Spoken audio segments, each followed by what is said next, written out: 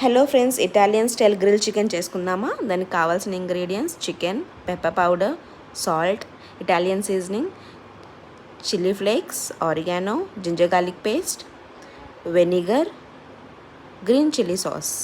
ఇదంతా 1 table spoon వేసుకొని 2 table spoons of oil వేసుకోవాలి. బాగా మిక్స్ చేసుకొని హాఫ్ అన్ అవర్ మ్యాగ్నేట్ చేసి పెట్టుకోవాలి. ఇలా హాఫ్ అన్ అవర్ మ్యాగ్నేట్ అయిన చికెన్ని ఇప్పుడు గ్రిల్ చేసుకుందాం. 10 మినిట్స్ ఫస్ట్ ఓవెన్ని ప్రీహీట్ చేసి పెట్టుకుందాం. అంత లోపల ట్రే ఆయిల్తో గ్రీస్ చేసుకొని చికెన్ని మొత్తం ట్రే మీద పెట్టుకుందాం. ఇలా పెట్టుకున్న చికెన్ పైన ఇప్పుడు మళ్ళీ వన్స్ అగైన్ ఆయిల్ని గ్రీస్ చేసుకుందాం.